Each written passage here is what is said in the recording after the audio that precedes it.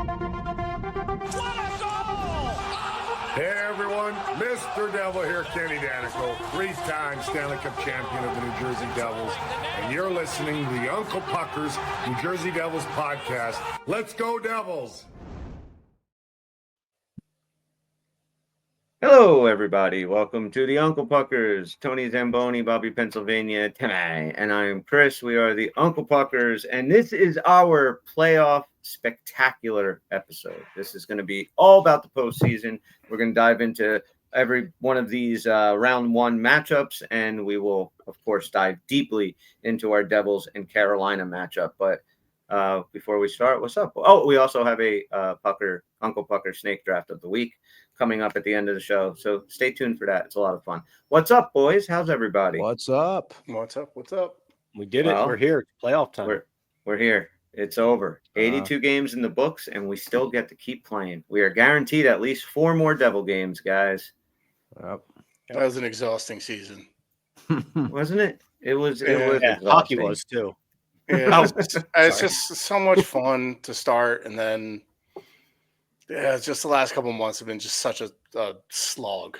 Just But it makes sense though, right? You think about when it started. The fall started right when the December, January, right? And it's been a shitty December, January all worldwide anyway. So it's kind of fits the whatever you call it, fits the routine of what's been going on. That old proverbial flip is going to happen. You know? I hope so.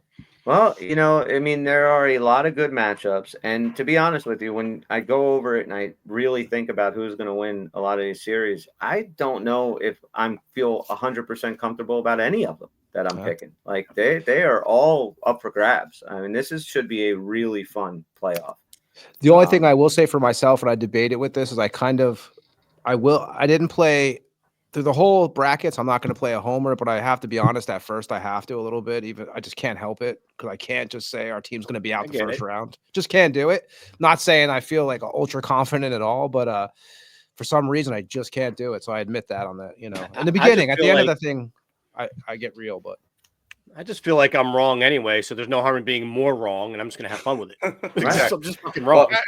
I did the same thing. In our pucker bracket on the NHL site, like I absolutely went with a homer bracket. Yeah, I did too. I have no for shame that in reason. That. Yeah, I did too for that reason. And for any you guys listeners, have them winning though. Well, No, I'll tell you Okay. what I did put for that. So any listeners, if you guys want, go on X or Bluesky. You'll see the link to our Uncle Pucker brackets on NHL.com. Hop in. It's free. Sign up. Join a team. The winner gets dinner with Bobby and maybe a sticker or something. Yep. And to the Empire State Building. Let you know, if he buys you dinner and you have a couple of drinks, he is expecting you to put out. So He's no Artemi Panarin though. No, he's not going to force you. He's not going to force you, and nor will the Uncle Puckers pay off any of this to silence this person, like the Rangers did. So it is a line we do not cross. No, Bobby's on his own after that. So, but don't worry, he's a gentleman, and he'll be very gentle. He likes to cuddle afterwards, and I mean, what can go wrong? I asked, "Are you sure?" So many times they kicked me out. Right. I tell you, out of all 4 of the I said yes. What do you want to do here? Can you just get it in writing real quick? After page 15 of the NDA, it gets a little exhausting. But I will be honest, if out of all of us, if I had none of my daughters now, but if I had an older daughter and Bobby came to my house, I would be okay with it, man. Bobby's the only a one. gentleman. Out of all of us, Bobby, absolutely. Yeah, I would let my daughter even probably hang out with. Like, he's not going to bang her unless her name's Ryan. Well, a joke of Bobby, but that was a compliment at first. At first, that was meant to be a compliment. Started so well. Me too, both. He couldn't land the shit. Well, thanks for all the kind I just words. pictured the puppet sock next to his bed. I was like, I can't do it.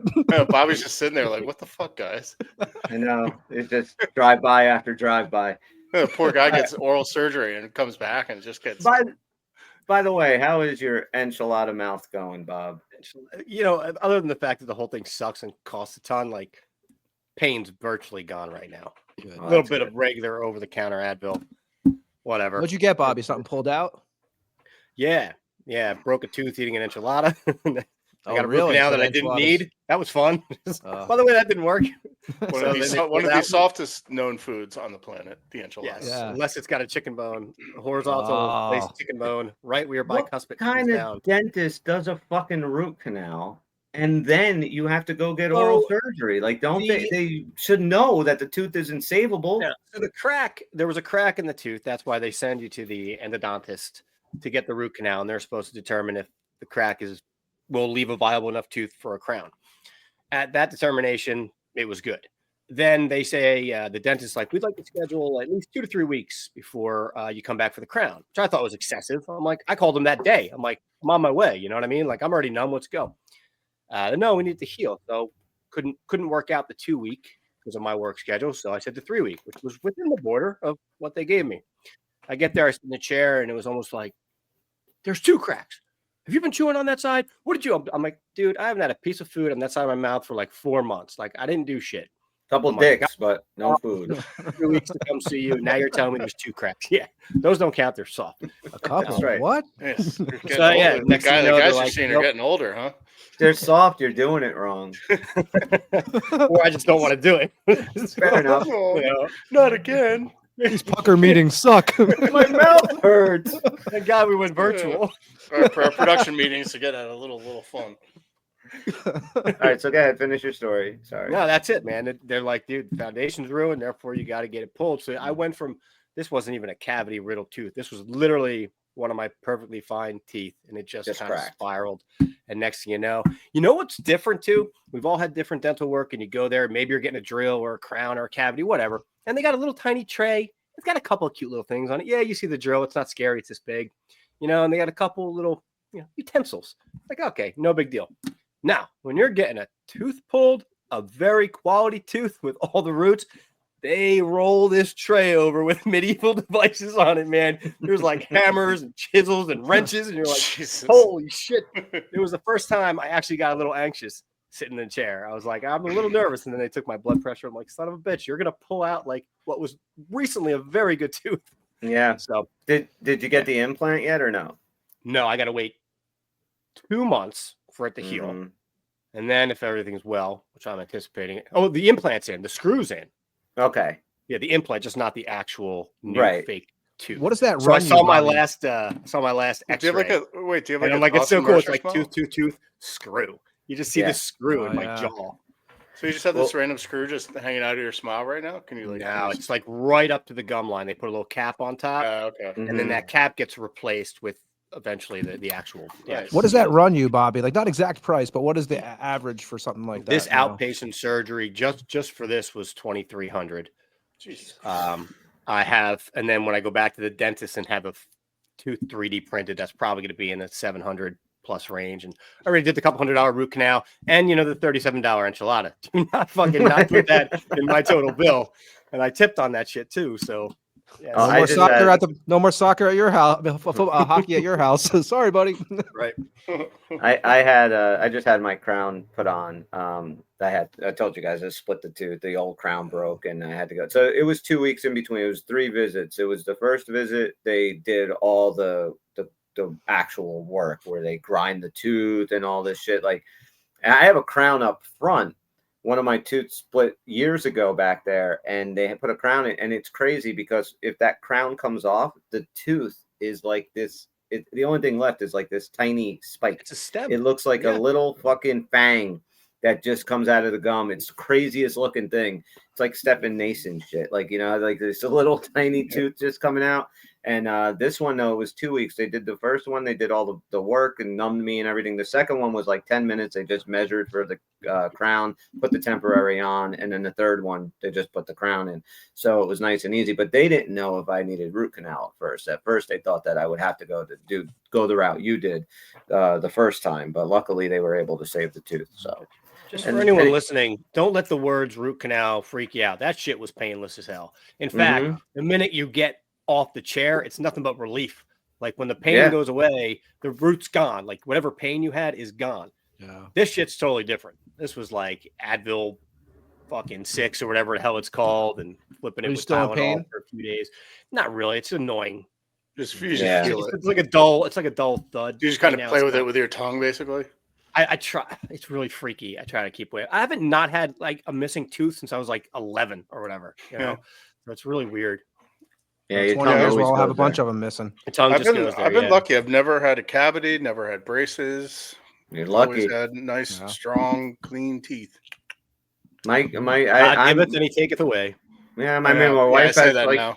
my wife has perfect teeth. My kids have perfect teeth. I just don't like my teeth are fucking. You know, they're. I mean, they're fine, but I've had cavities. I've had to get root canals. What'd you have for dinner tonight, Chris? Sour Patch Haven't Kids? eaten yet. No, believe it or not. So I had a big sugar problem. All right, and I went to get my physical a while ago. All my blood work and stuff came back, and all those numbers were high. And like I was like, you know what? I'm almost 50, dude. I'm not doing this shit. So since that day, I've had like I think I had like 2 pieces of candy. I took sugar out of my coffee. I took sugar out of everything. And I'll tell you, like 2 weeks now, I feel a lot better in just those 2 weeks of getting that sugar out of my system. I have more energy. RFK Jr. No, thank you. No, thank you. All right. So Anyway. since we got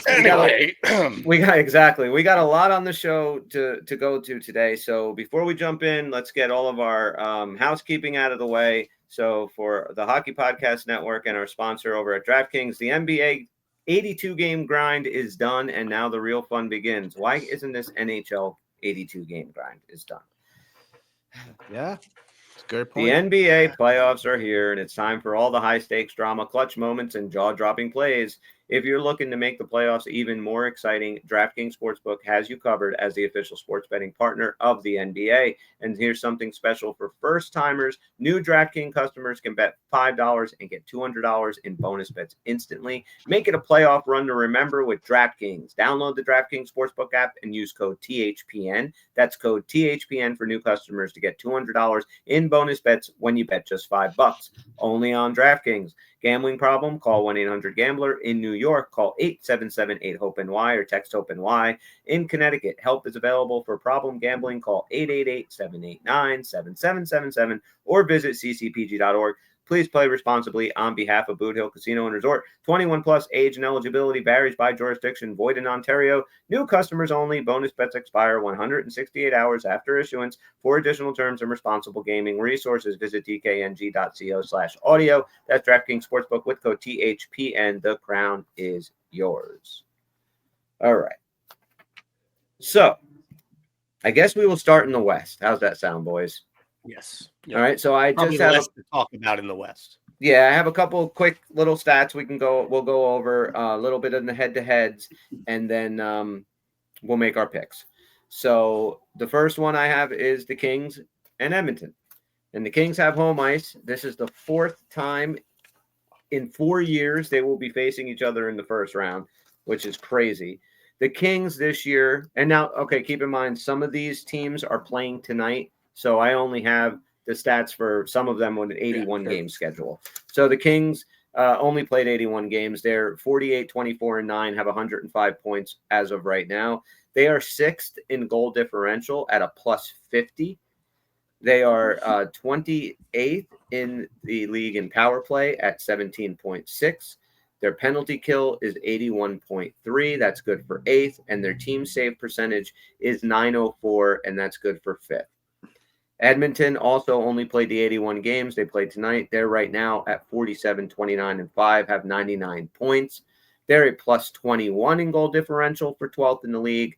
They are 11th in the power play at 23.9, and they are 18th in the penalty kill at 77.9, and they are a team save percentage of 893, and that's good for 16.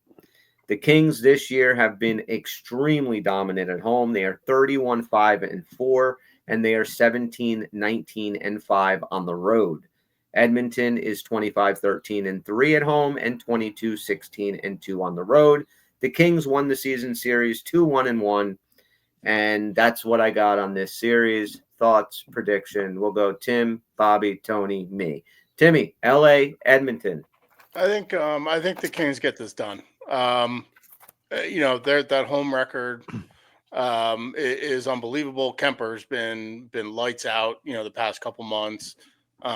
Contradictory to our belief that doesn't matter, but it does. I just think Edmonton, I don't know. There's something about them I don't trust. Maybe it's Skinner, Ekholm, nobody knows what's going on with him. I just don't think they have the depth this year to do it. Connor McDavid and Leon Draisaitl are the only wild cards. Those two, they could go absolutely fucking nuclear. And, if they're in the past playoffs, like last year, the playoffs, like their power play was at like 50% or something like that. If that falls off a little bit, like it did in the regular season, I just don't see it happening. I think the Kings get it done. And how many games? I think it's going to go 7. I think Connor and Leon steal 1 or 2 games. Not steal, but like go nuts and take a couple games probably in Edmonton. But I think the Kings get it done in 7. All right. Bobby, your thoughts? I pretty much agree completely. I mean, I know it's outside looking in. It's pretty hard to bet against the Oilers. And you look at how many times they've met. But I think because the Kings got that home ice advantage, and it just seems so crucial to their game, I can literally see them winning all 4 of their home ice games, and I got them winning in 7 as well. Okay, LA in 7. Tony Zamboni. I'm gonna probably change what I said last show. I'm actually gonna go with Edmonton. I thought about it today before we came on. I could go either way. Definitely, I'm definitely saying 7 games, but I just thinking Connor McDavid's gonna show up. Yeah, so I mean, it was like I said, I think last episode I actually kind of went on the King side with you guys, but after thinking about it, I'm gonna go with Edmonton. Trader. Well, I mean, look, Edmonton, they have the bona fides, right? I mean, they were there last year. They know what they're doing, and it's like Connor McDavid, who I feel like was invisible all year, ended up with 100 points because he's friggin' ridiculous. Like, is that the quietest 100-point season ever? Like. Yeah. And so, I mean, the guy's amazing. The only thing he needs in his trophy case is the Stanley Cup, but it's not coming this year. LA is a better team, and I think Edmonton's banged up. I don't trust their goaltending. I'm going with LA. They're a juggernaut at home, and, they have a losing record on the road, but I still like them in 6. I'm taking them. I think the Kings get it done in 6, and Connor McDavid and the boys go home early this year. All right. So worst thing that happened to Edmonton was those 2 offer sheets from St. Louis. Like, those are the 2 guys that they absolutely needed to replace. And losing McLeod also hurt them. The other one, the good McLeod. Yeah. I was watching a little bit of Buffalo, and I was thinking, man, Ryan McLeod would have been good on the Devils. He would have been a really good 4th liner for us. He played great for Buffalo at the end. But, I just think Edmonton, and it's funny, I want to ask you guys, like, this offer sheet stuff, this is something that I think is going to start coming back big time in the offseason now after what St. Louis did. I just think that a lot of teams, I think, kind of GMs were like, let's not do it. It's just kind of an ethic thing, and I don't want to be a dick. And now I think everyone's going to be like, all right, we're going to be dicks, and we'll just offer sheet guys and try and get them. Yeah, I'd love to see it. All right, the second series, which this is the one I'm most excited for in the East. Well, let me say, I mean, in the West, I was until a few injuries, but I'm still very excited for Dallas, Colorado. Dallas this year, they are 50, 25, and 6. They have 106 points.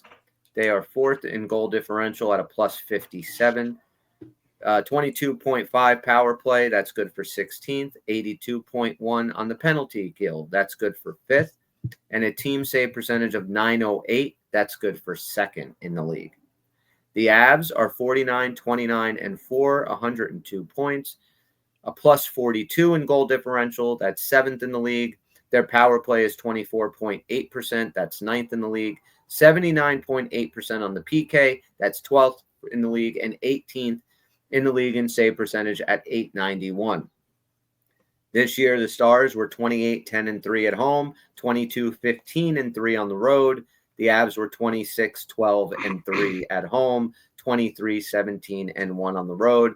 The Avs won the season series 2-1. Timmy, Colorado, and the Stars. I think Colorado's going to take this in 5. Dallas has quietly kind of fallen off a cliff from a process perspective. There are 2 things I look at when I'm looking at a team's performance. There's process and then their results. Sometimes they don't necessarily match up, but their expected goal differential has fallen off an absolute cliff since basically February. They've almost been as bad as the Devils.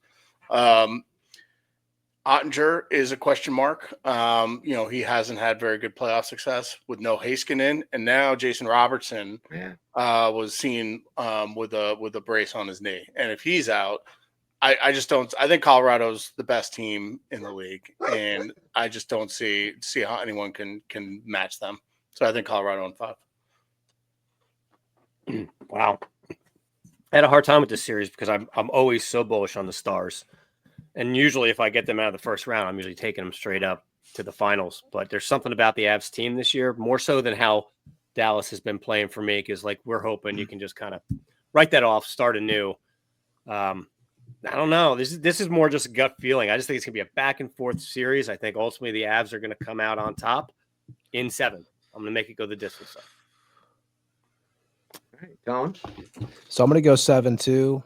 And I'd like to see, I like Wood. I like Blackwood. I'd like to see them advance. I think. Are you taking the Avs, you said? No, I'm going to take the Stars, though, in 7 as an, yeah. But I would like, obviously, for me, I would like to see the Avs take them out. But I'm going to go with Dallas in 7. I don't know. I just, Dallas, I think, could come alive. Like everything Tim said is true about what, the drop off and stuff.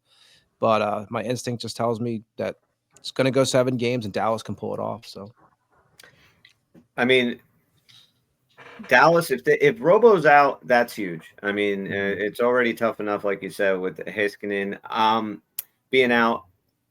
And Colorado's going to want to beat Rantanen. Rantanen's going to want to beat the Avs. This is going to be a heck of a series. I have right here, like on my other sheet, Avs in 7. I took the Avs for most of the ones that I picked here, but I'm kind of like you, Tone. Like I've been, like you were in the last series. Like I'm thinking about it a lot. And yeah, Dallas has been playing like crap, and they're playoff ready. And Ottinger is, guy's gone far in the playoffs. I don't know if I trust Mackenzie Blackwood. I am going to go with the Stars in 7. That's what I'm taking. I'd like to see Colorado do it, but I think it's going to be Dallas in 7. So, all right, Jets and Blues. The Jets, President's Trophy winner, best team in the regular season, 56-22-4 with 106 points. They're plus 85 in goal differential. That is tops in the league. 28.9 in the power play. That is tops in the league. 79.4 on the penalty kill. That's 13th in the league. And a save percentage of .915, and that's good for first in the league. This team is a fucking wagon. The St. Louis Blues, the little peppy team that could, coming out of the blue. See what I did there? Let's see what you did there. And the Blues, 44-30-8, 96 points, plus 19. Goal differential, that's good for 13th. 22.1 on the power play, 17th in the league. 74.2 on the PK, 27th in the league. And the team save percentage is .897. That's 13th in the league. Winnipeg is 29-7-4 at home. They are 26-15-0 on the road. This team just doesn't lose much anywhere. The Blues are 24-14-3 at home, 20-16-5 on the road. The Jets won the season series 2-1-1 against the Blues. Timmy, Winnipeg, St. Louis. This is the one that I've had the hardest time with. So I'm just gonna say Winnipeg in 7. I think it's going to be a hell of a series. We've seen Binnington since the Four Nations has really stepped up his game, with Montgomery coming in and, Robbie Thomas and Kyrou. And, they have a good, solid team. But Winnipeg, man, they just are such a wagon, and they come at you in waves and waves and waves. And I think this is the year that Hellebuck just finally says, stop telling me I choke. Go fuck yourself, and pulls it out. But I think it's going to be a pretty tough series, almost a coin flip. So I'm going to go with Winnipeg in 7. I think this is the year that Winnipeg, puts it all together more or less. I think this is Hellebuck's year, just like he's saying. This is not kind of one of those fluky President's Trophy deals, nor am I picking them simply because, a team with the most points. Obviously, they can beat the most teams. I really think that they're just about to go on a tear, and I'm not giving the Blues nearly as much respect. I got them in 5. Oh, okay. I had to have a 5 somewhere. Yeah. Yeah. I was doing the same thing. I'm like, right. I'm all 6'7". You're always playing it safe. I'll go 7. You're right. So I had exactly what Bobby had, but I'm going to change it to make it interesting. I'm going to go 6 because I had him in 5. Also, I have Winnipeg. I think St. Louis is good, but I think you're going to crack. I think Winnipeg's that much better. I mean, there's a big part of me that thinks Winnipeg can make their whole run this year and win a cup this year. I didn't pick them to win the cup, but I could picture them do it. And like I said, I think I would have said 5, but I'm going to say 6 because Bobby went with 5. Well, I'm going to go away from you guys here. I'm going to take St. Louis. I'm going to take them because I don't trust Connor Hollowbuck yet in the playoffs. He's one of maybe my favorite goalie in the league, but last year's first round was so bad. And you got to prove it. And you went up against Binghamton in the Four Nations and he beat you. And I know that wasn't the Winnipeg Jets team, and I know it doesn't mean anything, but I like St. Louis as far as, they have so many good guys on there that they're deep. They play, and so is Winnipeg. They're both really deep teams. Goaltending is going to be great on both sides. I just think St. Louis, I don't know. I got to take one of these wild card teams to go and win a series. I'm going to pick St. Louis. So I'm going to take the Blues in 6 over Winnipeg. Probably going to be wrong. It's your upset pick, and it's the ultimate upset of the playoffs. Yeah, and I could absolutely see the Winnipeg Jets winning the Stanley Cup. I have no doubt in my mind. They have everything that they need to do it. But for this exercise, I'll take the Blues in 6. All right. Another good one, Vegas, Minnesota. So the Knights are 50, 22, and 10, 110 points. Plus 60 is good for third in goal differential. Their power play is second in the league at 28.3. Their penalty kill is 26th in the league at 75.7. And they are 9th in team save percentage out of 900. Minnesota Wild are 45, 30, and 7, 97 points. One of only 2 teams that have a dash next to their goal differential. They are minus 11 in goal differential. That's 18th in the league. 20.9 on the power play. That's 20th in the league. Penalty kill is 30th at 72.4, and their team save percentage is 6th in the league at 903. Vegas at home this year went 29-9-3. They went 2013 and 7 on the road. The Wild were 22-17-2 at home, 23-13-5 on the road. Vegas swept the season series 3-0. Timmy, what do you got in this one? I'm just not ready to bet against Vegas. See what I did there? Minnesota, they have Kaprizov back. I think Eriksson is back. Mm-hmm. They were the best team in the league at the beginning of the season before those guys went down. Do want to note that, but Vegas is such a wagon. Their decor is outstanding. They've been there. They've done that. Jack Eichel hits another level in the playoffs, and their center depth is incredible. I just think Vegas in 6. Yeah, I mean, for me, Vegas, they're top 5 in goals for, goals against, and power play. They're just so strong to play against, and I like Minnesota. Like I want to root for Minnesota here, especially when I look at like Vegas beat them 3-0. I'm always like, oh, okay, now that seems too easy. It's going to be the other team that comes back, but I just honestly can't see the Wild breaking through Vegas in this round. So I'm going to take the Knights in 6. I'm going to go Knights in 5. I could picture, like I said, Minnesota's good, but I think Vegas is better. And might be one of those series that we think would last longer than it does. So I'm going to go with them in 5 games. Yeah, I'm with you, Tone. I'm taking the Knights in 5. I like Minnesota a lot, especially with Kaprizov and Ek back, like you said, Timmy. They're a really good team, Minnesota, but Vegas is just on a different level, especially come playoff time. Vegas just seems like one of those teams that they can just go and blow through everybody and win another cup. Mm-hmm. They're that good. I'm taking the Knights in 5. I would like to see Minnesota upset them, but I don't think it's going to happen. Yeah, it'd be kind of cool to see Fleury, even though he's probably going to be on the bench, kind of make one last sort of playoff run. But I just don't think that happened against Vegas. Yeah. Yeah, like I said, I'd be extremely happy to see the Wild pull it out, but Yep. that's a tough ask, man. That's a damn good Golden Knight team. All right, now we go to the East. The Battle of Ontario. Toronto Maple Leafs, Ottawa Senators. Toronto, again, neither one of these teams played all 82. They play again tonight, each of them. So Toronto right now is 51, 26, and 4. They have 106 points. They're first in the Atlantic, a plus 37 goal differential. That's good for ninth. 7th on the power play at 25%. 17th on the penalty kill at 78.1. 4th in team save percentage at 905. Ottawa Senators, wild card 1, 44, 30, and 7, 95 points as of right now, a plus 8 goal differential. That's 14th in the league.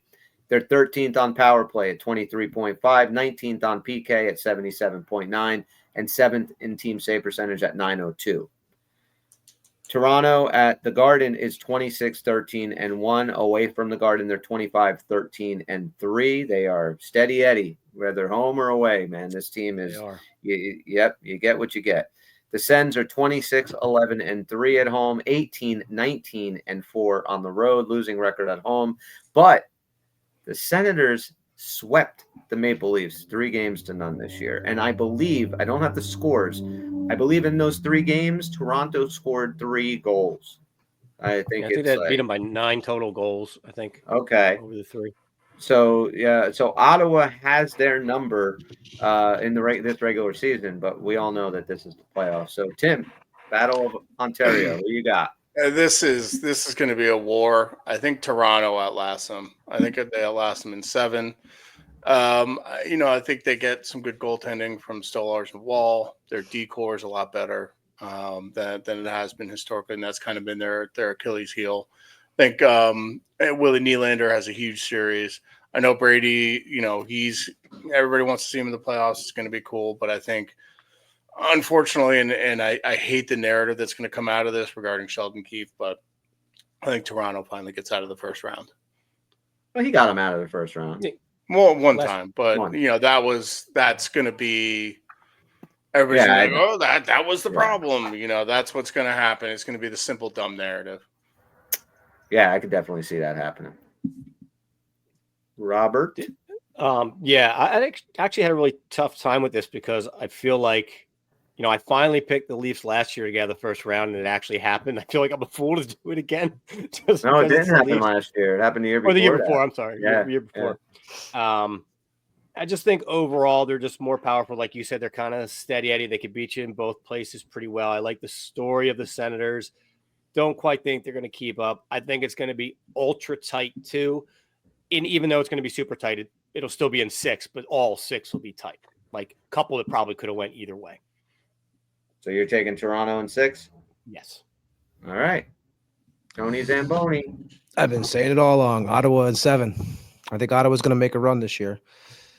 Yeah. I've been high on Ottawa, and going into this series, I even said on the last show I was going Ottawa.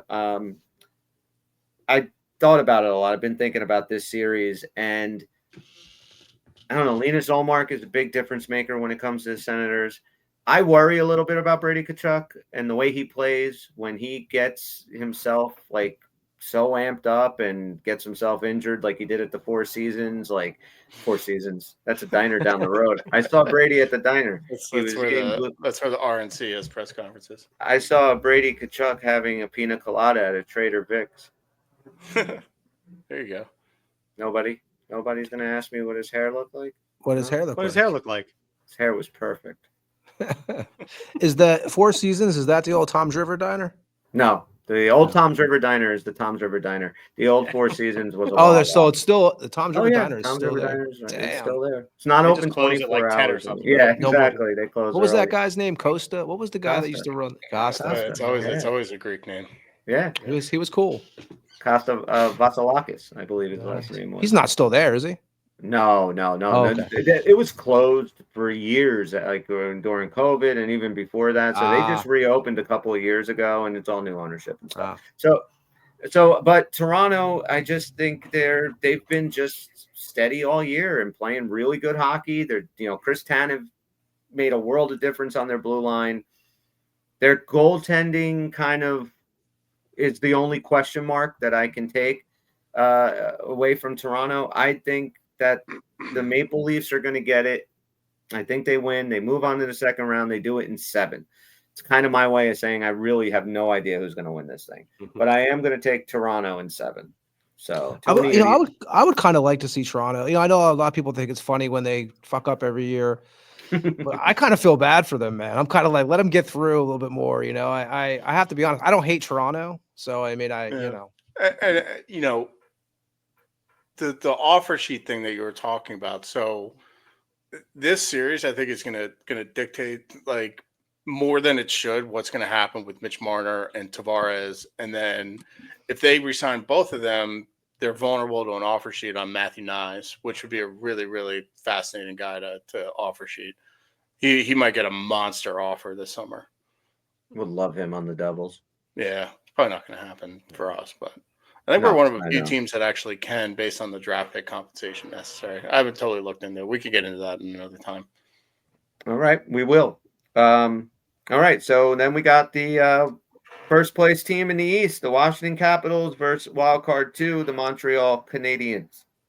So the Caps, 51-21-9. They play tonight, though. 111 points, a plus 60 goal differential. That's good for third. They're 14th on the power play at 23.3, 4th on the penalty kill at 82.3, and 12th in team save percentage at 898. The Habs are 40-31-11 for 91 points, minus 18, biggest goal differential in the playoffs, 21st in the league. 20.1 in power play, that's also 21st in the league. Their PK is 80.9, that's good for 9th in the league. And team save percentage is 890, that's good for 20th in the league. Washington, they don't lose much at home, 26-9-6. Away from DC, they are 25-12-3. The Habs at the Bell Center are 23-12-6 and 17-19-5 on the road. The Caps are 2-1 out of 3 against Montreal this year.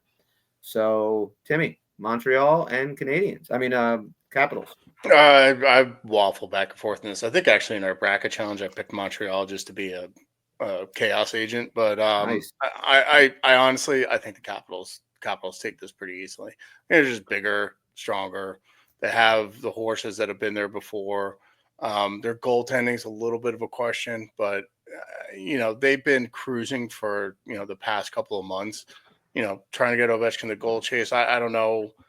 How their vibes are in the locker room, but I think they kind of snap together once the playoffs start. They know they've been here before. Carlson, Ovi.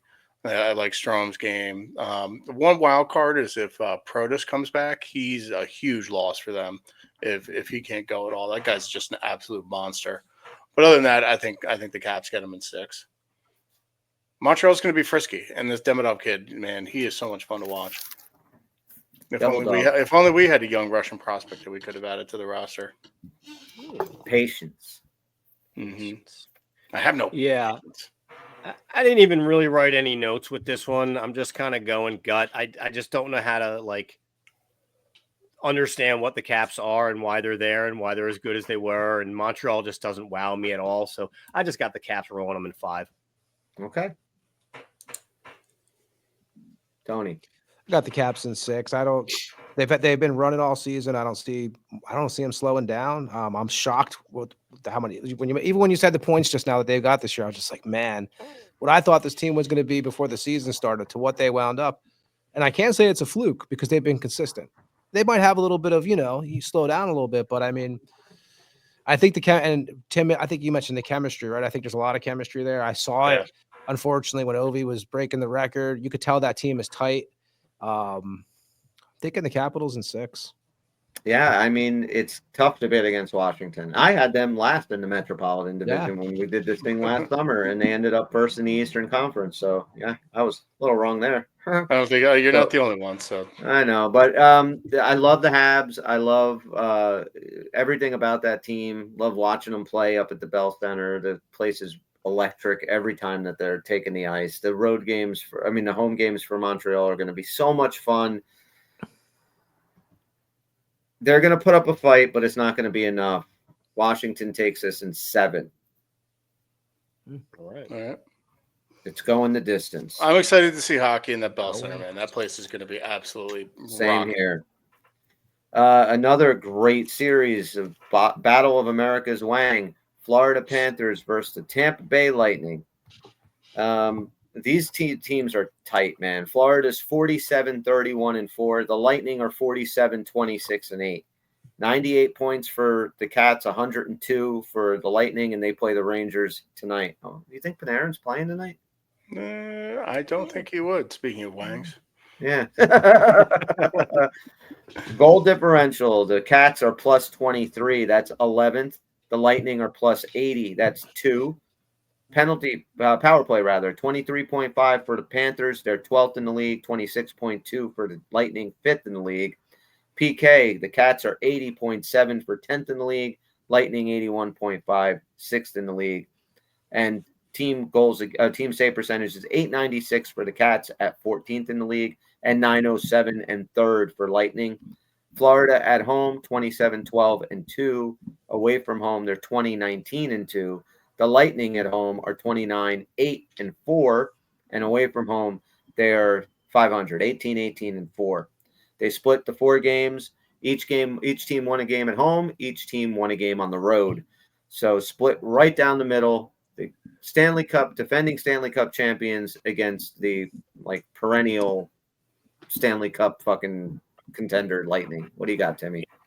I mean, this is going to be a bloodbath. This may be my favorite series that I'm going to watch a lot of. But I think Tampa is going to win in 7. We've talked about this before. They just roll so much depth. McDonough and Hedman on the back end. Vasilevsky looks like he's all the way back. Florida, I think, is going to have that year that a lot of these teams that have consecutive years that go to the Stanley Cup Finals have, where they have kind of a fall off year, then they kind of regroup and get back where they have a lot more 2002 Devils. Yeah, exactly. That's exactly what I was thinking too. Yeah. So I think Tampa gets through them, but in 7. But I think it's going to be an absolute bloodbath. And it's interesting. I didn't actually realize how both of them have kind of shitty away records and good home records, and they were evenly split down the middle in the season series. So I think it goes 7, and just Tampa makes it work. Yeah, I had a horrible time picking this just from the 50-50 aspect of it. It's so hard to write off that Florida team, but there's something about the Lightning this year. And I had to do a double take at their goal differential at plus 79. I was like, are you kidding me? Did I see that right? Now, I get that the Jets, you told me they're plus 86. I'm like, sure, yeah, I get that. I had the Lightning every year. I had them falling a little bit further down the mountain, and they just keep proving me wrong. And then I watched the team play, and Kucherov is on another planet and points his fucking moon. And that's before you get into what's his name, Hagel or no, Hansel with his 90 points. And I'm like, this is just that Hansel is so hot right now. Right? I think it's just going to be, like you said, a bloodbath. I'm really looking forward to the series, but the Lightning are going to pull it out in 7. 7? Yeah. I want to be. I agree. The 50-50 thing. Everything that you guys said I agree with. It's going to be a bloodbath. It's going to go 7. And from living in Tampa so long, I'll be honest, I don't want to see the Lightning advance because I feel like their fans been spoiled. Like when I would go to the games when the Devils fan bases have been spoiled. Yeah, but I mean, as a Devils fan, you go there and you hear some of the things the Lightning fans say, and you start getting a little resentful. But I will say it's a great team. I actually have them winning the cup possibly. I mean, I believe that'll be the team that wins the cup this year. And I hate to say it, but just look, Braden Point, the names, Kucherov, who you want to hate, but you can't help but wish he was on your team, He has a swag, Kucherov's a weird guy too, because he has that real arrogant swagger. I've done the meeting, he has this kind of thing to him, but he's a hell of a player, and anybody want him on the team. Not only does he give you offense, but he also will give you that attitude that you want on your team. Vasilevsky, he, to me, I don't know, we talk about who's the best goalie for the last maybe 5 years or so, last 10 years. I think Vasilevsky's probably the best goalie in hockey when he wants to be. His larger body of work. Yeah. He's the guy who can steal a whole series too, I believe. So I'm going to go with Tampa, unfortunately, and hope I think it's going to be the best out of all these series we're talking about right now. This is going to be the best series of the first round, I think. Yeah, I do like how there's a Battle of Florida and a Battle of Ontario. Yeah, it definitely has the makings of one of the best series in the first round. And look, Vasilevsky versus Bobrovsky, John Cooper versus Paul Maurice. Like, there's so many awesome storylines to go in this series. It's going to be a ton of fun. If Matthew Tkachuk comes back, that adds a whole nother dimension to the Florida Panthers. Florida has played a lot of hockey over the last few years. They kind of haven't really looked like Florida a lot, like later, like the tail end of this year. They've kind of fallen off a little bit, and I know part of that was Paul Maurice basically saying we're going to end up somewhere in the top 3. Who cares? Let's just kind of load manage everybody, and sick guys that are a little bit banged up. Barkov's a beast. It's so many guys on Florida, but that's why I think you guys are wrong about one thing. Tampa Bay is loaded. We played them a few times this year. They just look like they are on a different planet when they're playing their game. They're so in sync with what everybody else is doing on the ice. Everybody's constantly moving. Everybody knows what everybody's doing. They're scary fucking good. Tampa Bay is going to win this thing in 5. That's what I'm going. I think it's going to be a bloodbath. I think it's going to be a low scoring game, a low scoring series, but I'm going to take Tampa. And maybe 2 of those 5 wins will be in overtime or whatever, but I'm going Lightning in 5. I think they absolutely have a shot to win the cup. when I look at the rosters, Tampa may be, out of all the teams that are going into the playoffs, they may be the best built team round for a Stanley Cup. If you look at every angle, goaltending, the defense, the playmakers, the guys who chip in who are, aren't the stars, they may be the best set team lineup wise in the playoffs right now. Who's another team that I agree with you in the East? The team in the West that I think is built a lot like Tampa, not with the star players, but so much of like the depth and all that. And I think the Kings. I think LA is a sleeper in this whole fucking thing. I really do. I think they can come out of the West, but can't count them out. No. So that leads us to the series that we all really care about. Carolina. On your Homer glasses, everyone. New Jersey. I have mine on. I have my drunk goggles on right now. Yeah. All right, so Tim, you had done do you want me to go over our stats here? Or do you have them all? Do the overview team stats, and then we can make our picks, and then I can take us through the sort of player level comparisons that I did. Perfect. So Carolina, they play again tonight. But right now they are 47, 29, and 5. They have 99 points. We are 42, 33, and 7, ended up with 91 points. They're plus 38 in goal differential. That's 8th in the league. We're plus 20. That's 12th in the league. 18.5 for the Carolina Hurricanes power play. That's 26th in the league. We are clicking at 28.2. That's 3rd in the league. Their penalty kill is 84.3. That's 1st in the league, followed by our 82.7, which is 2nd in the league. And team save percentages, the Hurricanes are 23rd in the league at 889. We are 11th in the league at 898. Carolina at home, 31-9-1. On the road, they were 16-20-4. New Jersey at home, 19-17-5. And on the road, they're 23-16-2. Split all 4 games with them. We won the 1-2 at the Rock. They won the 2 down at the Lenovo Center. Timmy, Carolina, New Jersey. All right. I think the Devils pull this out in 6. I know it's going to be hard. I know. Yeah. I think, look, I certainly have rose-colored glasses on because it's the Devils, but I'm not going to not pick them, just to try and be like, I was right. I'm going to pick them because I'm a fan of the fucking team, and I want to see them win.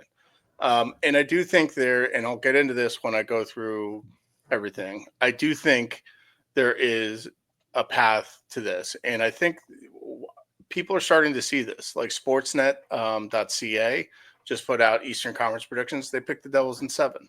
Money Puck, the Devils odds to beat the Canes were at like 30% a week ago. Now they're at 42%. So there is a path here. And I think we can do it. I think we can.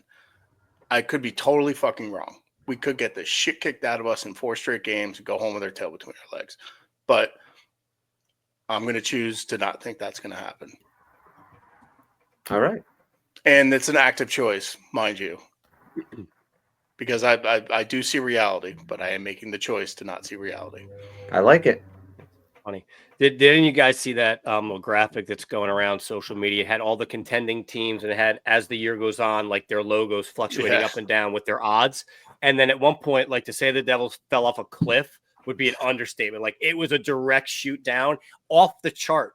You can't even scroll the chart to see how far down he went. It had to be right when Jack got injured. I'm assuming it was, and then everything. But it is hysterical. Like no other team did that. They dropped, but the Devils just disappeared. It was pretty hysterical. Like having said that, I don't care about that. I'm with Tim, man.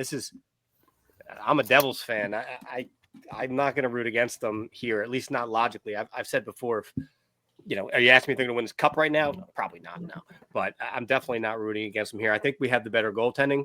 I know we have the better total specialty teams package. The home and homes were fairly split. I think we can steal a game. I think we're going to win maybe the first game and change the series. And I've also got the Devils winning in 6. Oh, yeah. That's my guy. Again, I'm going to wear the Devils glasses too, because I will do this any series they're in. First of all, you got to win one of these first 2 games. We've talked about this. You don't win one of these first 2 games, it could be 4 games you're out. There's no doubt about that. You lose those first 2 games, you are in trouble, especially the way we've been playing at home. It's actually a benefit for us to be on the road somewhat. So it's probably, it's not bad to start there. We need some guys who are going to, as we said last show, we need guys who are going to chip in. We need the Tatars. We need the Hallas. We need guys that you don't expect to put in some goals. We need those guys. Goaltending's better, definitely. But I'm going to be a Devils fan, and if they advance to the next one, I'm going to pick them again. I can't help it because you can't go against your team, and I admit that. It's going to be a tough series, but the Devils are going to pretty much have to have everything work out for them, I think, to get through this series. So, and they can, but they're going to need make sure everything, special, just going to have to be the heroes. We're going to have at least 2 games with heroes. Hopefully our goaltending steals a game or 2, but they can. I'm going with the Devils I'm going to go Devils in 7. All right. So there is absolutely, and then look, nobody's given the Devils a chance in this. I mean, I get, Tim, you said a couple. I hadn't seen any yet up until that. That was the first time you told me that some people were actually picking New Jersey. Everybody's basically on the outside of PKC, man. Yeah, and I get it. The Devils have been inconsistent since Christmas. We've talked about it on this show ad nauseum. Everybody knows. Everyone that listens to this show is a Devil fan. They know that this team hasn't shown a consistent. There's no way they're sweeping anybody because they can't win 4 in a row. But I think that New Jersey has a couple of advantages, and one being absolutely goaltending. Second is. I think that they can do some damage off the rush. I think that Carolina is a little bit vulnerable. That's why I think having Hamilton back is going to be huge, because he's able to, him, Luke, even like guys like Kovacevic, and they can make those long passes, those outlet passes, get the rush moving. That's how the Devils are going to have to beat Carolina with their speed. They're going to have to shoot everything on net. They're going to have to keep them.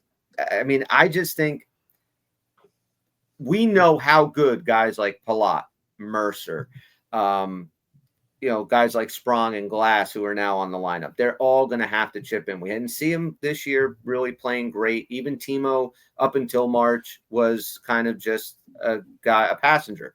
But those guys have really stepped up later in this year, Mercer and Meyer especially. I expect guys like Nason, Palat, Cotter to be active in this series. They're going to have something to say about this if the Devils are going to win. It cannot just be Heischer and Bratt and Meyer. It's got to be all 4 lines have to contribute one way or another. I think they're going to be ready for this. I think that, man, 2 years ago, I wanted to beat the Rangers more than anything. And when we did that, and then we stumbled into the Carolina series the next day, I think we had we had 1 day off and we had to travel. Bullshit. That was still such bullshit. And it was bullshit. And, I just think that that was a big coming off that emotional high of winning against the Rangers and then going right away, no rest. Guys are banged up, and you're playing a tough Carolina team who, if I remember correctly, finished their series in 5 against the Islanders. So they were rested. Well, that's not going to happen this year. Devils are rested. We don't play till Sunday. And all our guys had off basically last night. They're going to be ready. I'm taking the Devils as well. I mean, this is a Devil podcast. I know I said on the last show that I was going with Carolina, but I just can't do it. I'm taking them in 6. They're going to win this thing. They're going to win it at home. And I think they can beat Washington, but we'll talk about that later. But I think that the Devils absolutely get back to the way that they were playing earlier in the year. They simplify their game. I think they can beat them. And you're right, Tony. It's the first 2 games. Got to steal one. You cannot start this playoff series like they started both series 2 years ago. They've got to come out guns blazing. And I think that goaltending is going to be huge. Markstrom can absolutely steal this series for the Devils. So I'm taking Devils in 6. Yep. Nice. All right. That's our first round. Yeah, Bob, I know you got to go. So, I got to roll out. I know you had a couple of other questions. Obviously, we're not going to get to the snake draft because that's going to take too much time. But you did want to know just our general predictions right now, early for a final, right? General predictions right now for a final. Who wins and who's your Conn Smythe Trophy winner? And also who's scoring first for the Devils, right? And who's scoring first for the Devils? That Devils? I want to take first because I went back and forth with this. Guys like Sprong, I wanted to see maybe, or Glass or something. But I actually think it's going to be Bratt. I think Bratt's going to show us right from the start that we can get into the interior on them. It's going to get an early goal, and it's just going to galvanize the team to know that we can go ahead and take them down. So I'm going to go Bratt with the first goal for the Devils. Right now, I mean, this is not dream Stanley Cup final. Obviously, I'd have the Devils in there, but right now I would have the Jets beating the Lightning in 6 with Hellebuck getting the Conn Smythe. I like that. All right. So I got to blow out. All right, leave Bobby. the studio, Chris? You need me to just leave it open, bud? No, you could X off. All right, cool. All right, and guys. You don't have like a Bobby. See you later, Bobby. Cardboard cutout of yourself. Just Bobby, you going to come on Sunday? What's that? You going to come on Sunday after the game? Traveling, be in Jersey, be at my cousin's for Easter. I'll be on the road. Fucking Easter. I know. Right? I know. Are you going to be able to watch the game? Fucking God. Hope so. As far as I know, a lot of people Tom's River have problems watching the game. So come over to my house and watch it. I'll be on my phone. I'll be doing Easter. Yeah, so will I. Come over and hang out. Oh, that's a good point. Probably way more fun over there. Absolutely. You're more than welcome. Leave your family later, Bob. Leave your family Later, P. Later, B. All right, so Timmy, you want to go over your stuff, and then we can do our predictions on the Cup final, and we'll wrap this. Yeah, up. Sure. All right. Let me share my screen, and I'll put these graphics out. Be careful when you share there, Tim. On our Twitters. I got you. All right, so. Not that one. Great. All It's right. not the best podcast logo there is. I mean, I don't know. It really is. Actually, awesome. someone complimented me because I post my little recap blogs that I forgot to write for the past 3 games. Now that I think about it. Oh well, whatever. Someone was like, "That's an awesome logo." I was like, "Thanks." I didn't have anything to do with it. That was all Tony. Yeah. Yeah. All right. So what do we got here? So I broke this down by our top 6 forwards, bottom 6 forwards, top 4D, bottom 4D, or bottom 2D. Goalies, special teams. So kind of look at how we stack up, us versus Carolina. So first things first, and I think you'll kind of sense the theme here. It's our top end is better than their top end, but their depth absolutely blows ours out of the water. That's going to be, I think, our biggest problem. So what I really think we need is for our top end guys to really deliver. So total goals, 138 to 133 points. Our goals per game, our points per game, we're our top 6 guys are better than Carolina across the board. Our goals for percentage, meaning the amount of goals that we are on the ice for versus the amount of times that the other team scored on us, we're about the same and the same as the expected goals for percentage. So that's, the expected goals for, I think actually is kind of I think it's mislabeled. I use that as really just a general barometer of how well you played. So really, if you look across the board and for those goals, points per game, points per game, the Devils have the better top 6. And in goals for percentage, expected goals for percentage, we're dead even with Carolina. So that's where I think we have an advantage. We need guys like Nico, Bratt, and Timo to really step up. So I was talking about our depth. So this is the bottom 6 forwards, and this is where our problem is. And this has been our problem all year. Our depth scoring has been a major issue. We pointed it out. We've been talking about it for months. Their scoring is just so much better spread out. Goals, points, goals per game, points per game. Their goals for percentage, expected goals for percentage, just better than us in every single category. They have a fourth line that can actually put the puck in the net. Their scoring is just so well distributed across their lineup, and a lot of their offense is predicated on obviously shot volume, but they're very good at capitalizing on turnovers, and that's something we really need to be cognizant of. And people talk about their forecheck and how good their forecheck is, but what makes their forecheck so good is getting second opportunities on the forecheck. It's not just that first guy in hitting the D and causing a turnover. It's causing a turnover in the secondary pass and getting it back in. Their defense pinching in and keeping the puck in. So we really, really need to be able to get the puck out. So if our top guys deliver and our bottom 6 can kind of break even a little bit. And now this bottom 6 also includes like Glass and Sprong, who have a little bit of a limited sample relative to their guys who have been there pretty much the whole year. We need these guys to break even. We really need our bottom 6 to step up, and hopefully playoff plot shows up, playoff hollow shows up, and that'll make things better. But right now we have the better high end. They have the better depth.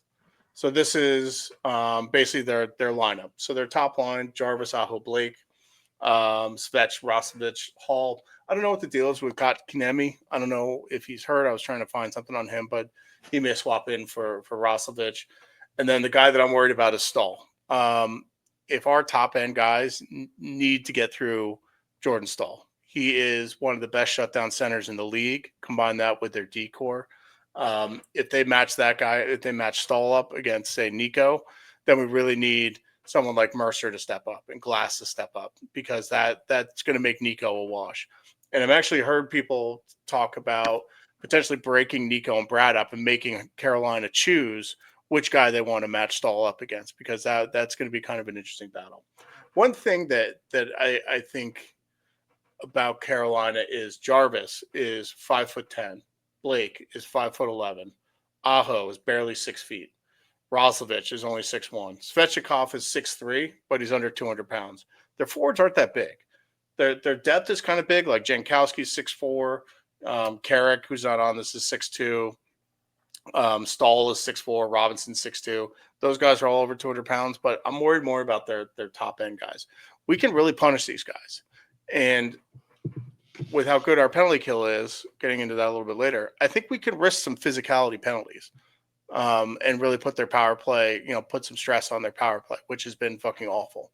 And ours has been good. So that's really kind of what their lineup looks like up front. So going back to our top end is better than their bottom end. Our top 4 defensemen, they have more points. We're better goals per game. That's really driven by Dougie and Luke. Our points per game, really, again, driven by Dougie and Luke. Goals for percentage, expected goals for percentage. And then I actually included a defensive metric in here, which is expected goals against by 60. So that's weighted by the amount of ice time that these guys get. So their top 4 guys versus our top 4 guys. And it's about the same. So we're giving up our top 4 defensemen, and their top 4 defensemen are kind of giving up just about the same type of chance volume. Really, that's really kind of how I look at that number. So again, our top end is better than their top end. We need Dougie to show up. We need Luke to show up. But I don't know if you guys noticed this, but Dougie had a really good game against Detroit. Yeah, he did. And who else had a really good game? One of their best game probably in a couple months was Brendan Dillon. And and metrics kind of play that out. And that's because he's back with Dougie again. And Dougie's so good at pinching in, keeping plays alive, taking shots, getting his shots through, that he's really good at keeping the puck in the zone and getting our offense into that cycling and keeping it in the zone. And that prevents the puck from obviously being in our end, where Dougie and Dillon kind of suffer a little bit. We saw that goal that Dillon was pretty much responsible for against Boston, where Fabian Lysell just jumped over his back. Yeah. So not having anything like that happen. Dougie's also very good in transition with that first pass, getting the puck out of the zone. He's not great at puck retrievals, but having him in the lineup causes just like such a good cascading effect across the entire D-core and really elevates everybody's game. I like Dumoulin's game recently. Dumoulin and Kovacevic, have been pretty good. And Luke and Pesci got the day off. I think he even kind of fallen off a little bit. But if Luke shows up and plays the way we know Luke can, I think our top 4D are in really good shape. Problem then, again, becomes the bottom pair. Right. Now, this is done by ice time, and I will note that this is all situations, so it includes power play and penalty killing. Their offensive numbers are really skewed because Shane Gostisbehere is on their bottom pair, even though he's like their number one power play quarterback and has a lot of power play points. But our goals per game, again, driven by Dumoulin actually with his one goal. The points per game, the goals 4%, expected goals against. They're better than us in the bottom pair. So they do a really good job. Like I was saying, what Dougie does is keeping that puck in the zone and capitalizing on turnovers and capitalizing on an inability to get the puck out of the zone. So we really need to be able to tighten that up and be good at it.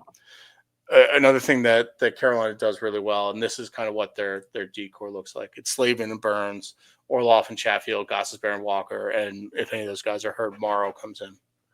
So what these guys do really well is Carolina's entire offensive zone scheme is basically getting the puck from low to high for point shots. And that's actually been kind of a problem for the Devils, through those Minnesota games. Almost every single goal was a tip shot, in the high slot or a tip in front where our defense aren't covering guys. So we need to make sure that our defense are picking up sticks, getting sticks out of the lanes.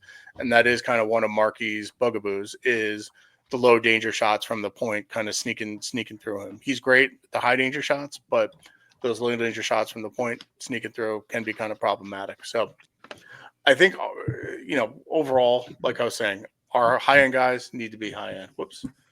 Goaltending. So this is team goaltending. I know it's going to be Markstrom probably versus Anderson. But in goals against average, save percentage, shutouts, goals saved above expected, we're better than Carolina across the board. All four of those categories.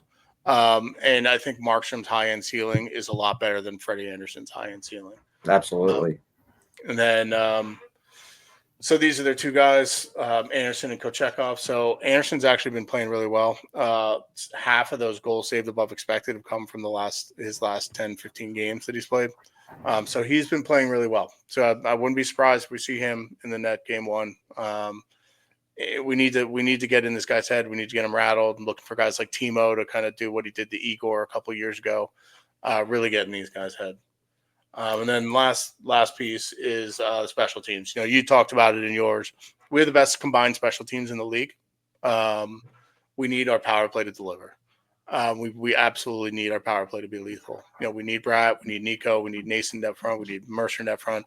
Not sure what they're going to do in terms of Luke and Dougie, but if we can get two units together that are actually really good, that'll be outstanding. And like I said, our penalty kill was ranked second only to Carolina's. We can take some penalties against these guys. Their power play blows. The one thing we need to be cognizant of on the power play is Jarvis on that left flank in the kind of Ovechkin spot. He scores a lot of goals. He had 32. He had 32 goals this year. So that's really kind of the general overview. And I'm going to clip each of these slides as like a picture and put it out on our socials. But that's great work, Timmy. Yeah, that is great work. So this is why I think we can win in 6. We have better high-end guys. We have the better goalies. We can make it happen. And also the physicality, that's another big thing. I think the Devils can be more physical, and I think they have to be. They've got to start this series out on the physical note, and they've got to set the tone right away. We got the guys to do it. Now they just got to put it together and fucking do it. Florida on their cup run. I remember seeing a clip with maybe it's in the Amazon series, I forget, but it was Matty Tkachuk basically being like, "We don't even think there's a puck out there the first 10 minutes. We're just going after everybody and just getting in everybody's faces and putting them through the glass. We do not give a shit if there's a puck out there." Like that's kind of what I want to see. And it's like you said, if you take a couple of penalties, so be it. You take a couple of penalties. If those penalties are the penalties that, I think it's okay to take a penalty to, of course, stop a goal. All right. So that's fine. It's also okay to take a penalty if you got to send a message, if you have to kind of set the tone. Like, all right, it is going to be physical. And we are okay with occasionally running you or, whatever the case is. I'm okay with that. Set the tone, because that over the course of a 7-game series will get in a team's head. And if you keep doing it in the physical, it wears on you. It's an 82-game season now into the playoffs. If the Devils play that way, man, they have a shot. They have a shot. So let's do our first goal and our Stanley Cup matchups, and then we're going to do the snake draft. So is he coming back? Yeah, he'll be back in a minute. Timmy, you are up. Who's scoring the first goal for the Devils in these playoffs? Andre Palat. Oh, I like that one. Yeah. We need him, man. Look, we've been giving him shit all year. I still think, we need to unload him at the end of the year, but him scoring and having a great playoff will make it a lot easier. We can actually look at a trade versus just a buyout. Hey, Bob. What's up, Bobby? Bob. So that who's going to the Stanley Cup final? Tampa Bay and Colorado. And who's winning? Tampa Bay. And who's winning the Conn Smythe? Kucherov. Oh, Cooch. I think Cooch is going to just have an insane playoffs and break all kinds of records. The amount of points that guy put up at the end of the year. I mean, he won the Art Ross. Nobody saw that coming 2 months ago. All right, Tony, who's scoring the first goal? I'm going to go with Timmy's guy, Dougie Hamilton. Yeah, hell yeah. I'm going to go for finals. I'm going to go, like I said, Devils keep on winning, then I keep on changing. But I'm going to go with Dallas, Tampa. Tampa wins. Point is gets the trophy. Over Dallas? Yeah. Oh, yeah. I would take Tampa over Dallas any day, I think. And who'd you say for a point? Point, yeah. I was going to say Kucherov too, but I mean, it could be either of those guys. I think both of them could, or Vasilevsky, or Hagel, or Nick Paul, or one of these, or Gensel. And that's the thing with Tampa that makes it such a difference than what we deal with right now with the team. We love our Devils, but we might have a guy or two that could win that, but with Tampa, you have like 5 guys that could be that guy. That's the difference between the elite. I'm not saying, hey, if you make a run, you make a run, but just in the big picture of things, you look at Tampa, you could be saying 5 or 6, you could be saying Hagel, you could be saying all these different dudes, so it's kind of shows you how they're built. Bobby, I'll set up a private hour-long appointment to go through the slides I just went through. Okay. That's why Bobby Welly wasn't gone. He just Bobby's like, hell, but yeah, Bob was just like, I don't need another fucking PowerPoint presentation. I love charts. I know, right? Yeah, you might see a lot of those. Okay. I am going with 43. Luke Hughes will get the first goal for the Devils in these playoffs. Nice.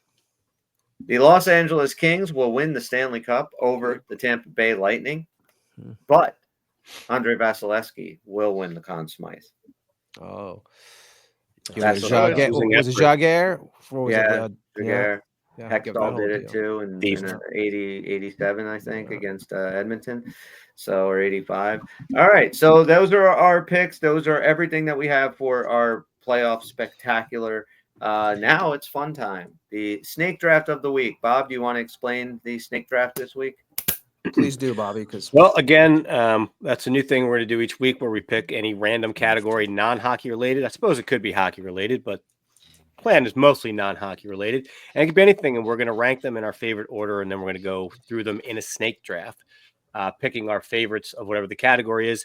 When we're done, we're going to post it to the social medias, try to get a vote out there of who thought we got the best 3 of whatever it is.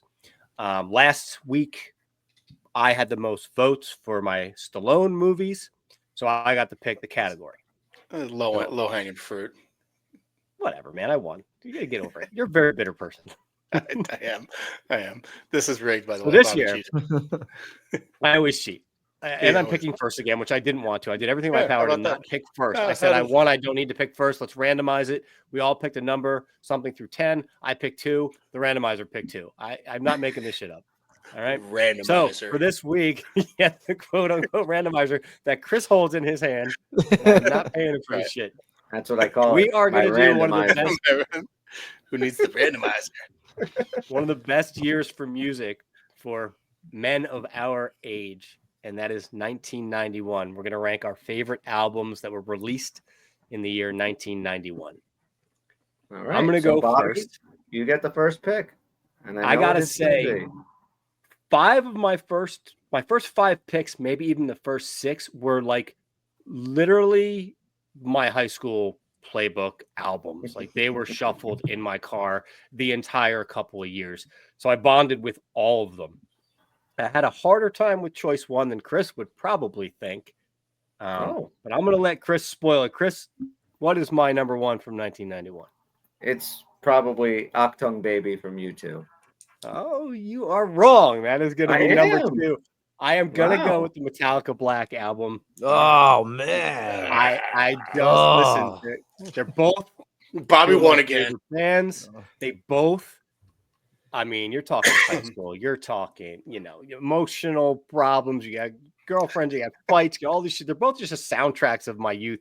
But in the end, I got to go with the overall body of work and what I feel about the album now. So I'm going to take Metallica Black. All right. Now, who had the second pick? Tony or Tim? Tim. Tim. Okay, Tim. Your first round pick. I think we're going to play the game here and not pick my number 1 album because I think I'm going to try to poach something. So I'm going to go with 10 by Pearl Jam. That's such a good album, man. Yep. Front to back. I don't have a chance in Front this to thing. back. Picking. It's tough. I mean, that album is so freaking good. All right, Tony, your first pick. Can I say something about the other picks? Because Bobby, I got to go to the Metallica Black, man. That to me is when Metallica just right when I heard Enter Sandman, I said this sucks because I was just as back. That's just me. I have to say that because the Black album I can't stand. But my pick, you guys aren't going to be able to stand probably. Blessed Are the Sick from Morbid Angel. Never even heard of them. Yeah, see, that's what's been the problem with some of these picks I have. I remember having this tape at the Guilford Hotel, which whoever knows the Guilford Hotel wasn't a great place. Blessed are the what? Morbid Angel, Blessed Are the Sick. Don't underestimate the metalheads in the devil. Yeah, it's just a great album, man. The first one before, they're a Tampa, obviously a Tampa band too, and but that was before I ever went to Tampa, and it's love the record. I like the Altars of Madness before that. I thought was amazing, but Blessed Are the Sick was actually. Do you guys ever have a band that you really like, but you actually had to go backwards? Like I heard Blessed, then I went back, started hearing the other stuff, and the other albums were great too. But I wasn't, the first album I actually heard from them was Blessed, so it's always my favorite from them. Even if there's this battle in this metal world that Altars of Madness is probably one of the best death metal albums ever. But as you guys may know, when you first hear an album, that's your favorite record. So I'm going to go with Blessed because that was the first Morbid Angel I ever heard, and I think it's flawless. And it came out in 91? Yeah, it came out in 91. Okay. All right. As long as it's in the parameters of our little game, Tone.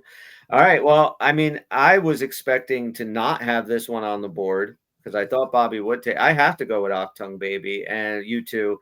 This album was, U2 back then and still are one of my favorite bands. I absolutely love them. Everything pre-Octung Baby had a certain sound. And then this band who is at the height of their fame, from 1997 to 1991, just everywhere you look, U2, Joshua Tree, it was all over, touring everywhere. And this band decided that they were just going to change their entire sound, which they have done many times since then. Yes. But Octung Baby was that first album where they just went completely, and they were told, like they said in interviews, like, we didn't want, basically, I'm paraphrasing, but we wanted to be as far away from Joshua Tree as we could. And there's not a bad song on the album. Start to finish, that album is fantastic. Some great lyrics, everything about it. And it's, I would listen to it, like I say, album. I listened to the tape. I must have worn it out. Just the amount of times I listened to this album. So my first pick is Octung Baby. I remember you guys with X. We were all, and Bobby, that's who I thought you were going to pick, actually, was that one. Yeah. But I have to say, I remember you guys. I remember we were at the Sawmill, and that was on the jukebox. It would always play, man. I remember Chris. Yeah. That was Bobby. That's what I thought you were going to go with first. But it makes I sense can't because you're a explain- Metallica guy too, so I get it. Yeah, but I can't explain. Like when I say it was hard to pick, I'm not just saying that. Like literally, if you ask me this question again in a couple months, I could change my mind. I'm just thinking back to like, and it's not what it meant to me necessarily then, but it's also kind of going forward. But I had a lot of anger problems in high school, man, and I was raging out in the Trans Am a lot. And if I wasn't crying, listen to you were into Rage Against the Machine. I remember that first Rage record you were jamming on. I was beating my fists on the ceiling listening to Metallica. So well, 91. If you think about it, 91 had such. I mean, if you look at 91 that's the difference between now, I think, and back when we were growing up in the 80s. You know, even pop music. I wasn't a big pop music fan, but there was great artists back then. You know, now it's so different. I don't understand pop music, but like you look at the albums that came out that year, even from like Skid Row, Slave to the Grind was a great record. Yeah. You know, Nirvana. Well, was that 91, right? The Nevermind record. I mean, let's go through them so we can pick more. So Tony, instead of naming all the albums, pick more than one. 91. Yeah. Oh yeah. So 3 rounds. Oh, I didn't know this. Yeah. I thought that was it. So, Bobby, your second round selection. Wait, no, Chris, you're up. I'm sorry. I'm up again. Yeah. Ooh. That's the snake. See, okay, yeah, that's right. It goes to Chris and then back around and then back around and then back. Sorry, guys, I messed this up. No, you're good. There were so many good. Like you mentioned, Nevermind. Like I mean, that album changed music. I mean, changed the entire perception of music. Brought grunge into the mainstream. But I was I mean, I always liked Nirvana, but I was never a huge Nirvana fan. For my second pick, I'm going with Blood Sugar Sex Magic, Red Hot Chili Peppers. Yeah, motherfucker. I did come out that you're still like you're still in my top 5. Like I said, all these were just if I had a 5-disc CD changer, then we've already nailed 3 of them. I just don't know how I'm going to fit all these. Like Morbid Angel, Blessed Are the Sick is going to take up all of my space on X when I go to put this thing in. So I'm going to try to find a way. I'm going to be in that range. Probably, so you're only allowed so many characters for each of the survey questions too. Yeah. So it's going to be hard to. I think if you just put Blessed next to Morbid Angel, anybody who knows would know. Okay, I'll do that. All right. So then we go, Tony. Your second pick. So I'm gonna stay kind of where I'm at with what because I can obviously go to more of the popular shit that we all know, but I'm gonna stick whatever you want. I'm gonna go Autopsy, Mental Funeral. Okay. None of us actually. I have no idea what this is. 81. No, 91. Okay. Anything you want to add about it, or that's it? It's a great record, man. You know, I loved it growing up, and I actually had the singer on my show, which was like a thrill to me because just to ground, he come. I don't know if you guys ever heard of the band Death, but he comes from the band Death, the singer Chris Reifert, and he was a Florida guy too. Moved out to California, and Autopsy still is one of the biggest acts in that kind of genre. So nice. There's a guy I follow on Twitter who's in the Devils fan base that posts a lot of death metal shit. I think he's actually in a death metal band. Yeah, that's the end of my story. All right, so Tim, how about your second pick? Cool story, Tim. All right, well, fuck it. If none of you guys are going to pick Nevermind, I'm going to pick Nevermind. There you go. Not even on my list. Really? No. All right. And how about your second pick, Bob?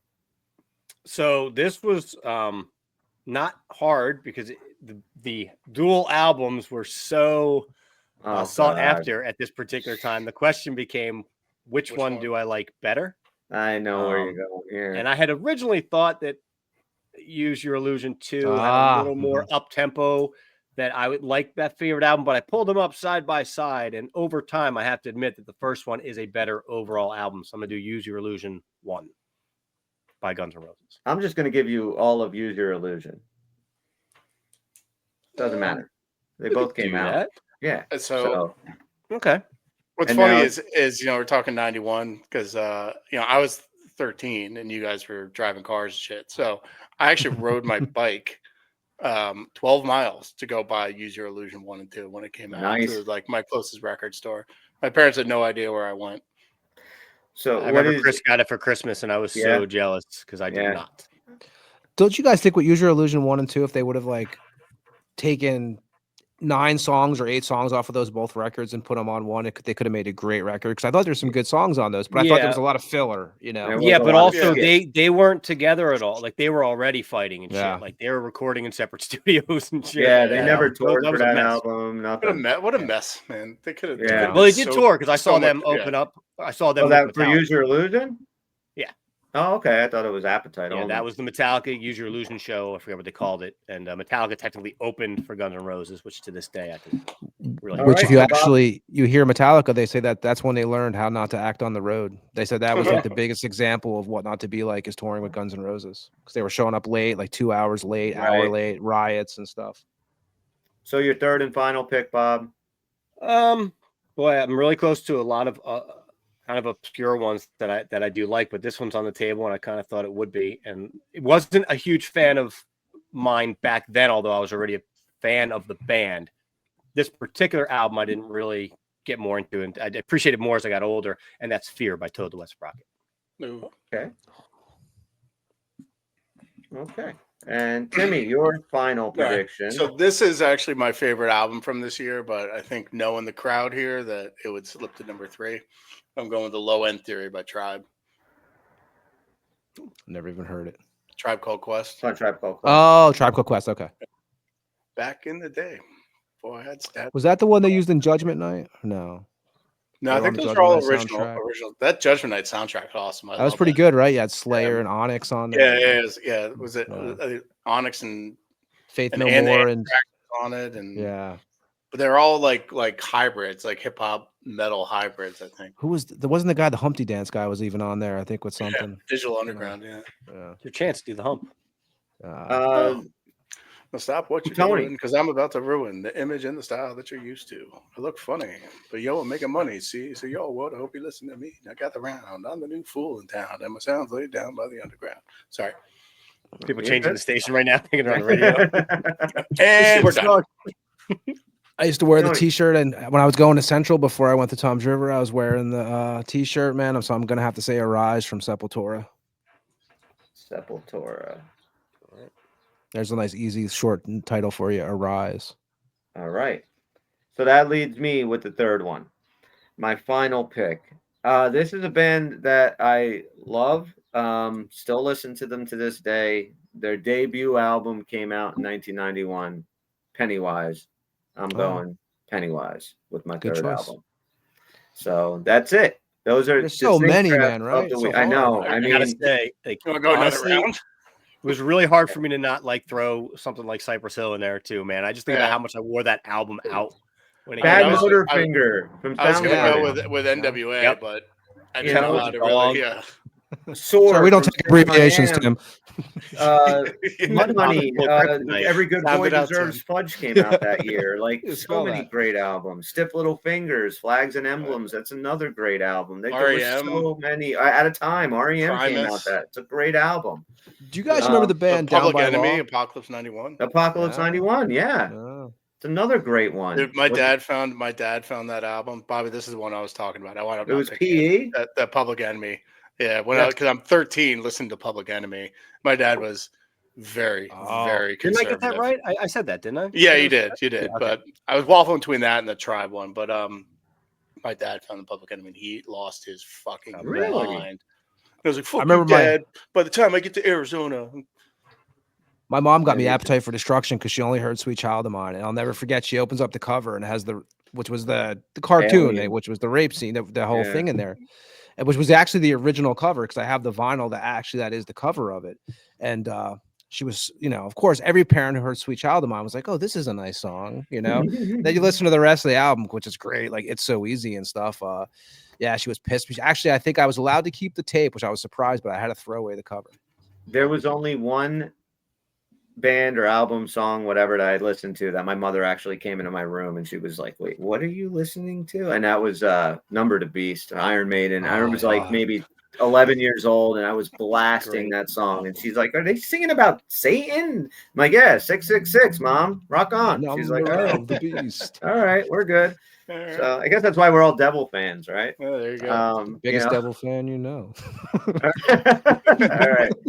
So let's wrap this thing up. We've been going an hour and a half now. So this has been a lot of fun, our fun little playoff spectacular. We're going to talk about it. We'll try and come back after the game on Sunday, being Easter, though.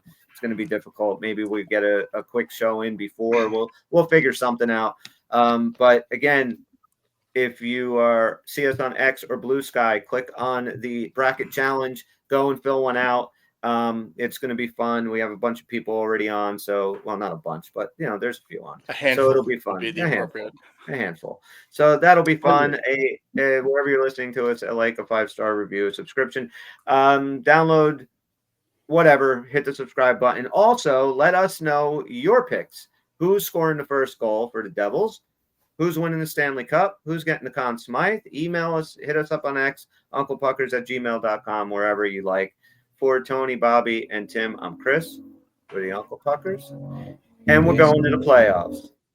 We are. Bye-bye. But you're not, Belichick. Later, skaters.